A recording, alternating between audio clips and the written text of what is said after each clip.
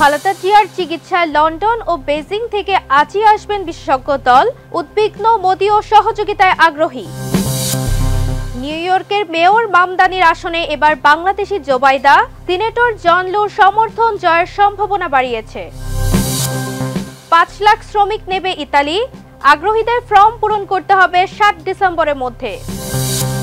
বলিউডকে টেক্কা দিতে আটঘাট বেঁধে নামছে টলিউড। নতুন বছরে ধামাকার ঘোষণা।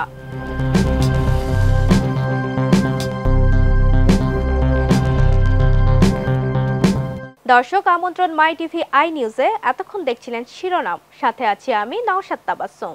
নায়াসিনামাইড ও স্যালিসাইলিক সমৃদ্ধ লিলি ফেস ওয়াশ, যা ফেসের ডেড স্কিন সেল দূর করে দেয় দ্বিগুণ ফাস্টার ব্রাইটেনিং। বিএনপি চেয়ারপারসন ও সাবেক প্রধানমন্ত্রী খালেদা জিয়ার চিকিৎসার জন্য আজই লন্ডন থেকে ঢাকায় আসবেন একটি বিশেষজ্ঞ চিকিৎসক দল। এর আগে সোমবার বিকেলে 5 সদস্যের চীনা এই বিশেষজ্ঞ দল এভারকেয়ার হাসপাতাল পৌঁছান। চীনের আরেকটি চিকিৎসক গ্রুপ মঙ্গলবার ঢাকায় আসার কথা রয়েছে। বিস্তারিত প্রতিবেদনে। গত 23 নভেম্বর থেকে খালেদা জিয়া এভারকেয়ার হাসপাতালে ভর্তি আছেন। লিভার, কিডনি, হৃদযন্ত্র সংক্রান্ত বহু জটিলতায় তাকে হাসপাতালের নিবিড় পর্যবেক্ষণ কেন্দ্রে রাখা হয়েছে। এরই মধ্যে চীনের 5 সদস্যের এক প্রতিনিধি দল এভারকেয়ার হাসপাতালের মেডিকেল বোর্ডের সঙ্গে বৈঠক করে খালেদা জিয়ার শারীরিক অবস্থা পর্যালোচনা এবং প্রয়োজনীয় চিকিৎসার বিষয়ে স্থানীয় চিকিৎসকদের সঙ্গে আলোচনা করেছে। খালেদা জিয়ার চিকিৎসায় চীন থেকে আরও একটি বৃহত্তর চিকিৎসক দল মঙ্গলবার ঢাকায় আসবে বলেও জানা গেছে। খালেদা জিয়ার ব্যক্তিগত চিকিৎসক ডাক্তার AJM জাহিদ হোসেন জানান, আজই যুক্তরাজ্যের একটি বিশেষজ্ঞ দল ঢাকায় আসবে। যুক্তরাষ্ট্র, সৌদি আরব, কাতার ও ভারতসহ বিভিন্ন দেশের সরকার ও রাষ্ট্রপ্রধান সহযোগিতার হাত বাড়িয়েছেন বলেও জানান বিএনপির স্থায়ী কমিটির এই সদস্য। আমরা অত্যন্ত কৃতজ্ঞ আমাদের বন্ধুপ্রতিম দেশ যারা, অর্থাৎ আমেরিকা বলেন, ইউকে বলেন, পিপলস রিপাবলিক অফ চায়না বলেন, কাতার বলেন, আর সৌদি আরবিয়া বলেন, পাকিস্তান বলেন, ইন্ডিয়া বলেন, আমাদের অনেক সরকার এবং রাষ্ট্রপ্রধান এই চিকিৎসার ব্যাপারে তাদের সহযোগিতার হাত বাড়িয়ে দিয়েছেন। আমরা এই সংকটময় মুহূর্তে আপনাদের মাধ্যমে দেশবাসীর কাছে ওনার সুস্থতার জন্য দোয়া চাই। মেডিকেল বোর্ডের সদস্যরা ওনাকে দেখেছেন, আজকেও ইউকে থেকে ওনাকে দেখার জন্য বিশেষজ্ঞ আসবেন এবং ওনারা দেখবেন। দেখার পরবর্তীতে ওনাকে যদি ট্রান্সফারেবল হয়, আমাদের যদি ট্রান্সফার করার প্রয়োজন পড়ে মেডিকেল বোর্ড মনে করে, তখনই ওনাকে সেই যথাযথ সময়ে ওনাকে চিকিৎসার জন্য দেশের বাইরে নিয়ে যাওয়া হবে। এদিকে বাংলাদেশের প্রাক্তন প্রধানমন্ত্রী খালেদা জিয়ার শারীরিক অবস্থা নিয়ে উদ্বিগ্ন বিভিন্ন দেশ। খালেদার স্বাস্থ্যের বিষয়ে উদ্বেগ প্রকাশ করে তার চিকিৎসার জন্য ভারত সম্ভাব্য সব ধরনের সাহায্য করতে প্রস্তুত বলে জানিয়েছেন দেশটির প্রধানমন্ত্রী নরেন্দ্র মোদি। 80 বছর বয়সী বিএনপির এই নেত্রী দীর্ঘদিন ধরেই শারীরিক সমস্যায় ভুগছেন। গত 23 নভেম্বর থেকে হাসপাতালেই ভর্তি রয়েছেন তিনি। শারীরিক অবস্থা কোনো কোনো সময়ে স্থিতিশীল হলেও বিশেষ উন্নতি হয়নি। তাই প্রাক্তন এই প্রধানমন্ত্রীর সুস্থতা কামনায় বিএনপির নেতাকর্মীরা দেশের বিভিন্ন স্থানে দোয়া ও মোনাজাতের আয়োজন করেছেন। রাসেল হোসাইন, মাই টিভি। নিউ ইয়র্ক সিটির প্রথম মুসলিম মেয়র জোরান মামদানির ছেড়ে যাওয়া গুরুত্বপূর্ণ অ্যাসেম্বলি ডিস্ট্রিক্ট 36-এর প্রার্থী হচ্ছেন বাংলাদেশি বংশোদ্ভূত মেরি জোবাইদা। বিস্তারিত প্রতিবেদনে। নিউ ইয়র্ক সিটির প্রথম মুসলিম মেয়র মামদানির আসনে এবার প্রার্থী হচ্ছেন বাংলাদেশি বংশোদ্ভূত মেরি জোবাইদা। শুক্রবার সিটির অ্যাস্টোরিয়ার আনুষ্ঠানিকভাবে তাকে সমর্থন জানিয়েছেন স্টেট সিনেটর জন লু। এই সমর্থন জোবাইদার বিজয়ী হওয়ার সম্ভাবনাকে আরও বাড়িয়ে দিয়েছে। সিনেটর জন লু বলেন, নিউ ইয়র্কের অভিবাসীদের স্বার্থ সংরক্ষণে মেরি জোবাইদার মতো একজন অভিবাসী অ্যাসেম্বলি ওম্যানের প্রয়োজন অনস্বীকার্য। বাংলাদেশি কমিউনিটির বন্ধু হিসেবে পরিচিত লু জোবাইদাকে ভোট দেওয়ারও আহ্বান জানান। ডিস্ট্রিক্ট 36 আসনটি অত্যন্ত আলোচিত, কারণ এর অ্যাসেম্বলি ওম্যান ছিলেন সিটির নবনির্বাচিত মেয়র জোরান মামদানি, যার কারণে তার উত্তরসূরি কে হবেন তা নিয়ে ভোটারদের মধ্যে ব্যাপক আগ্রহ রয়েছে। মামদানি নির্বাচনী এলাকায় প্রচারণা চালিয়ে যাওয়া মেরি জোবাইদা কেবল অভিবাসী নন, তিনি বাংলাদেশি। ফলে স্থানীয় অভিবাসী ভোটারদের মধ্যে তাকে নিয়ে বিশেষ উদ্দীপনা সৃষ্টি হয়েছে। মেরি জোবাইদা তার নির্বাচনী প্রতিশ্রুতিগুলো তুলে ধরে সবার সহযোগিতা চেয়েছেন। তিনি আশ্বাস দেন, দীর্ঘদিনের অভিজ্ঞতা থেকে নাগরিকদের সমস্যা সমাধানে সক্রিয় থাকবেন তিনি। 2001 সালে বাংলাদেশ থেকে আমেরিকায় আসা এই রাজনীতিবিদ কমিউনিটি হেলথ আউটরিচ ও পাবলিক স্কুল ইস্যু সহ বিভিন্ন বিষয়ে সক্রিয় থেকে মূলধারার রাজনীতিতে নিজের অবস্থান তৈরি করেছেন। অভিবাসীদের পছন্দের তালিকার শীর্ষে রয়েছে ইউরোপীয় দেশ ইতালি। সম্প্রতি শ্রমবাজারের ঘাটতি পূরণে আইনি অভিবাসনের সুযোগ তৈরি করেছে দেশটি। 2026 থেকে 2028 সাল পর্যন্ত ইউরোপীয় ইউনিয়নের বাইরের দেশগুলো থেকে অন্তত 5 লাখ নতুন কর্মী নেবে দেশটি। এই কোটায় আবেদন করতে আগ্রহীদের 7 ডিসেম্বরের মধ্যে ফর্ম পূরণ করতে হবে। দেখুন আরেকটি ডেস্ক রিপোর্ট। প্রবাসীদের কাছে পছন্দের তালিকার শীর্ষে রয়েছে ইউরোপীয় ইউনিয়নের দেশ ইতালি। সম্প্রতি শ্রমবাজারের ঘাটতি পূরণে আইনি অভিবাসনের সুযোগ তৈরি করেছে দেশটি। 2026 থেকে 2028 পর্যন্ত ইউরোপীয় ইউনিয়নের বাইরের দেশগুলো থেকে অন্তত 5 লাখ নতুন কর্মী নেবে দেশটি। এই কোটায় আবেদন করতে আগ্রহীদের 7 ডিসেম্বরের মধ্যে ফর্ম পূরণ করতে হবে। চলতি বছরের প্রথম 11 মাসে ভূমধ্যসাগর পাড়ি দিয়ে 63,260 জন অভিবাসন প্রত্যাশী ইতালি পৌঁছায়। এর মধ্যে সর্বাধিক 19,283 জন বাংলাদেশি। 2000 সালে ইতালি অবৈধ অভিবাসীদের বৈধতা দেওয়ার পর থেকে গত 5 বছরে 90,000-এরও বেশি বাংলাদেশি দেশটিতে প্রবেশ করেছে। ভূমধ্যসাগরের পাশাপাশি অনেক বাংলাদেশি রোমানিয়া ও আলবেনিয়া হয়ে সড়কপথে ইতালিতে আসেন। স্পন্সর ভিসার মাধ্যমে আসার ক্ষেত্রে দালালদের কারণে বহু মানুষ অবৈধ হয়ে পড়েছেন। ইমিগ্রেশন বিশেষজ্ঞরা বলছেন, ইতালিতে বর্তমানে 1.5 লাখেরও বেশি বাংলাদেশি অবৈধভাবে অবস্থান করছেন। সম্প্রতি বাংলাদেশ সহ 22টি দেশকে নিরাপদ দেশ হিসেবে ঘোষণা করেছে ইতালি। ইউরোপীয় ইউনিয়নও অবৈধ অভিবাসন নিয়ন্ত্রণে বাংলাদেশ ও মিশরকে নিরাপদ দেশ ঘোষণা করার প্রস্তাব বিবেচনা করছে। এর ফলে মানবিক বা রাজনৈতিক আশ্রয়প্রার্থী নাগরিকদের জন্য একটি বড় চ্যালেঞ্জ হবে। নিরাপদ দেশের নাগরিকরা সাধারণত আশ্রয় আবেদন করতে পারেন না। জুবাইর রহমান, মাই টিভি নিউজ।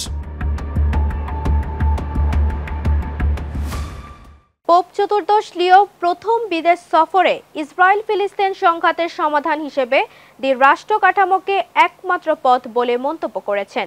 তুরস্ক থেকে লেবাননে যাওয়ার পথে তিনি জানান, ইসরায়েল বর্তমানে এই সমাধান মানছে না হলেও ভ্যাটিকান দুই পক্ষের মাঝে ন্যায়সঙ্গত সমাধানে মধ্যস্থতা করতে চায়।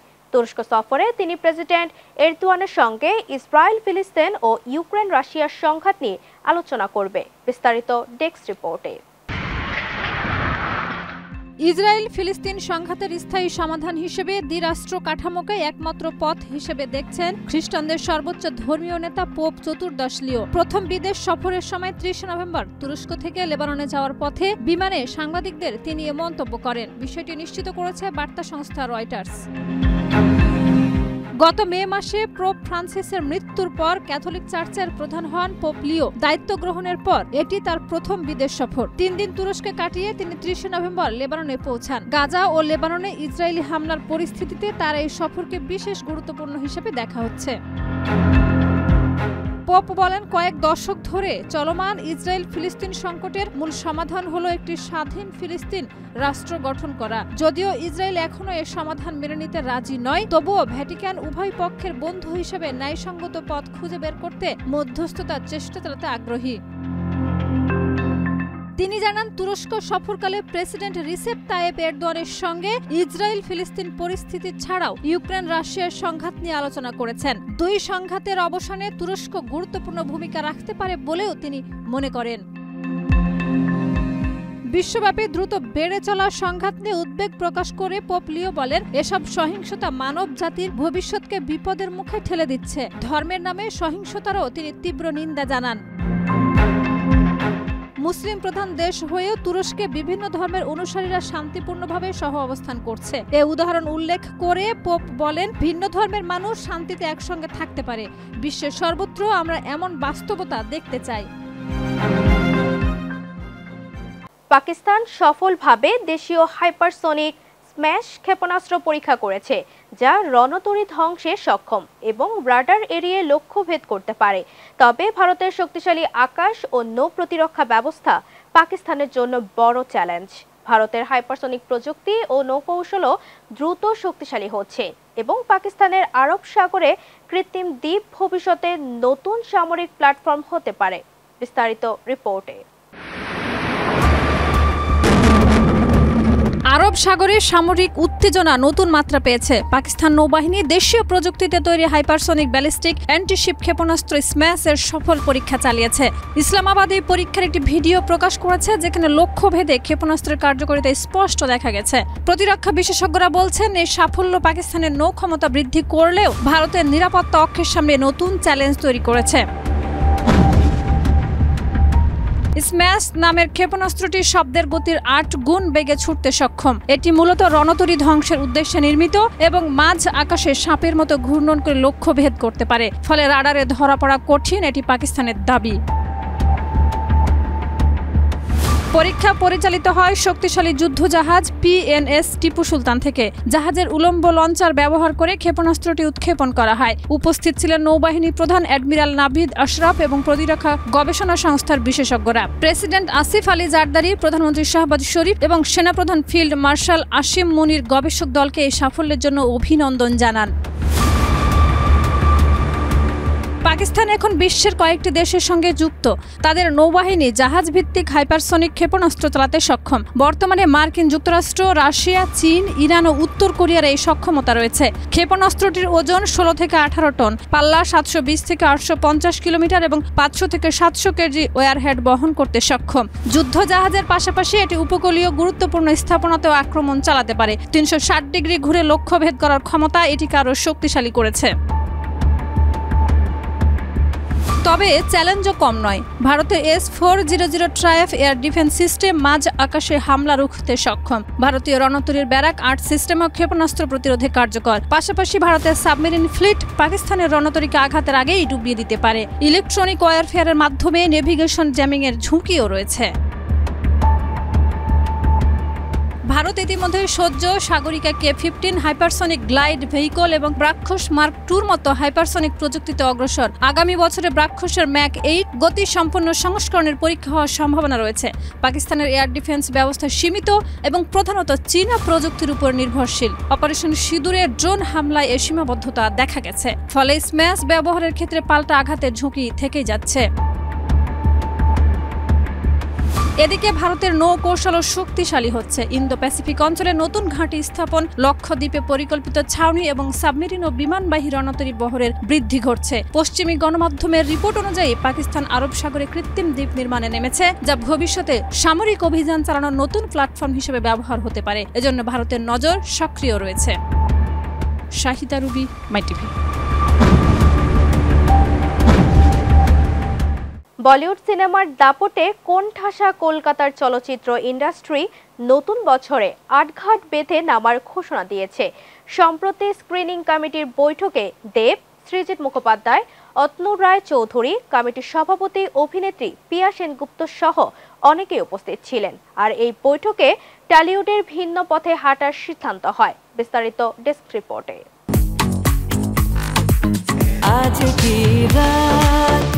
বলিউডের সিনেমা মানেই বিশাল বড় বাজেট এবং চমৎকার সব গানের সাথে আকর্ষণীয় ডান্স। সব মিলিয়ে বিভিন্ন উৎসবে বলিউড সিনেমার থাকে আলাদা দাপট। ঠিক সেই সময় যেন কোণঠাসা হয়ে যায় ভারতের অন্যান্য চলচ্চিত্র ইন্ডাস্ট্রিগুলো, যে কারণে এবার আগেভাগেই ভিন্ন পথে হাঁটার ঘোষণা দিল টলিউড।